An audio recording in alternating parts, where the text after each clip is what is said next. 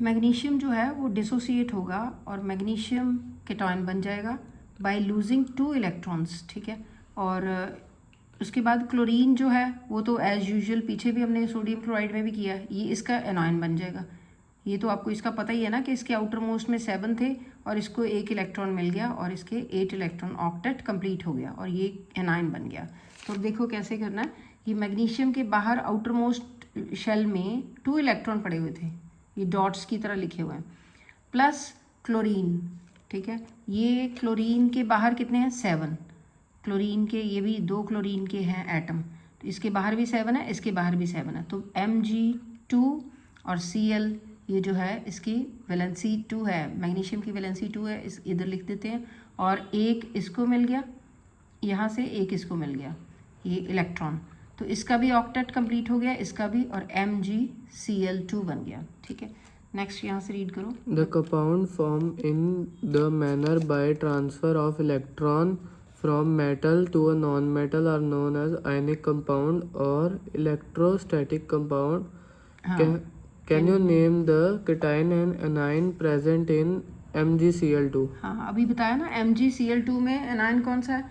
Anion chlorine है, और केटॉयन कौन सा है? मैग्नीशियम, ठीक है। और ये कह रहे हैं कि compound formed in this manner, इस तरह से जो कंपाउंड बनते हैं बाय ट्रांसफर ऑफ इलेक्ट्रॉन्स, एक मेटल से इलेक्ट्रॉन ट्रांसफ़र हो रहे हैं टू नॉन मेटल। यहाँ नॉन मेटल कौन सा है? इनमें नॉन मेटल कौन सा है? क्लोरीन, ठीक है।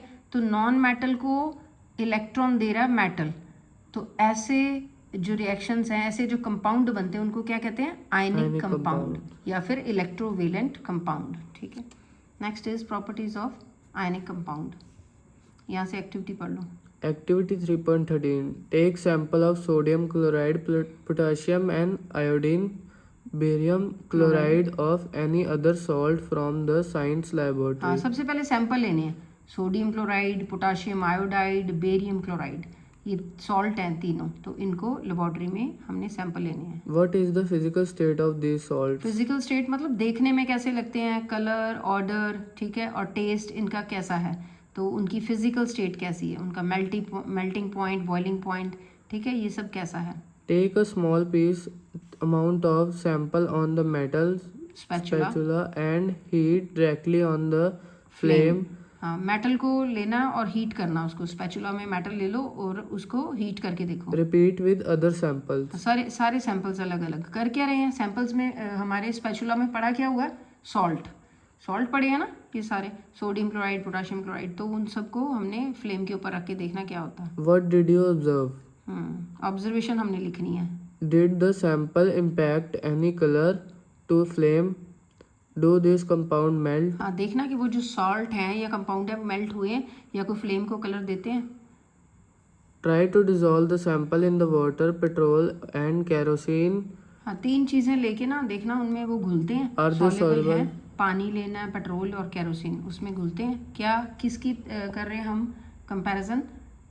3 चीज़ें कौन सी ली थी? सोडियम क्लोराइड, ये सॉल्ट लिए हुए हैं, पोटाशियम आयोडाइड और बेरियम क्लोराइड, ये टेस्ट ट्यूब में डालें। सॉल्ट है इनको सॉल्ट भी कहते हैं, कंपाउंड भी कहते हैं, और इनको 3 चीज़ों में घोल के देखना। Next, Make a circuit as shown in figure 3.8 and insert the electrodes into sodium.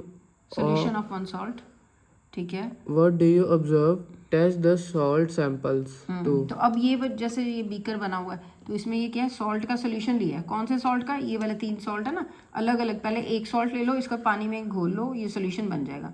तो इसमें फिर हमने ये करंट पास करके देखना। तो कहते क्या ऑब्जर्व करोगे? ये बल्ब लगा हुआ है, बल्ब में लाइट आती है कि नहीं आती। What is your inference about the nature of these compounds? हाँ, फिर आप क्या इनकी कंपाउंड्स की नेचर के बारे में आप क्या सोचते हो या क्या टेबल में बना के कंपैरेटिव स्टडी करते हो?